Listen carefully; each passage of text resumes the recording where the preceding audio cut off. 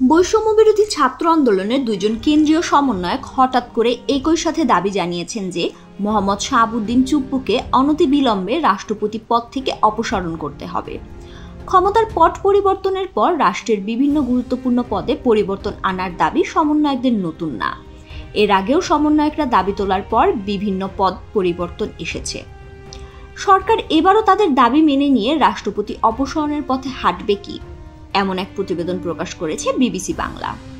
মূলত বৃহস্পতিবার দুপুরে সমন্বয়ক হাসনাত আবদুল্লাহ তার ভেরিফাইড ফেসবুক প্রোফাইল থেকে একটি পোস্টে সর্বপ্রথম এ দাবির কথা জানান। 250-টিরও বেশি ডিজাইন অপশন নিয়ে ওয়ালটন স্মার্ট ফ্রিজ, বোঝে আপনার প্রয়োজন। তার কয়েক ঘন্টা পর সমন্বয়ক সার্জিস আলমও তার ভেরিফাইড ফেসবুক প্রোফাইল থেকে একই কথা লিখে পোস্ট করেন। এরপরই এই বিষয়টি সামাজিক যোগাযোগ মাধ্যম থেকে শুরু করে গণমাধ্যমে ছড়িয়ে পড়ে।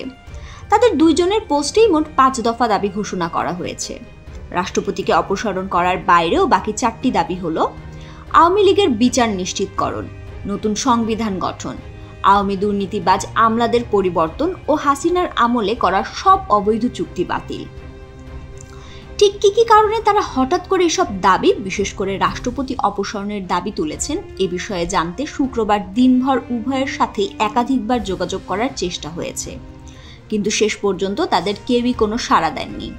পরবর্তীতে এক পর্যায়ে বৈষম্যবিরোধী ছাত্র আন্দোলনের ঢাকা বিশ্ববিদ্যালয়ের অন্যতম সমন্বয়ক আব্দুল হান্নান মাসুদ জানান, একটি বিপ্লবের মধ্য দিয়ে ফ্যাসিস্ট হাসিনার পতন হয়েছে। তাই ফ্যাসিস্ট হাসিনার নির্ধারিত রাষ্ট্রপতি থাকলে তা যে কোনো সময় রাষ্ট্রের জন্য হুমকি স্বরূপ হয়ে উঠতে পারে।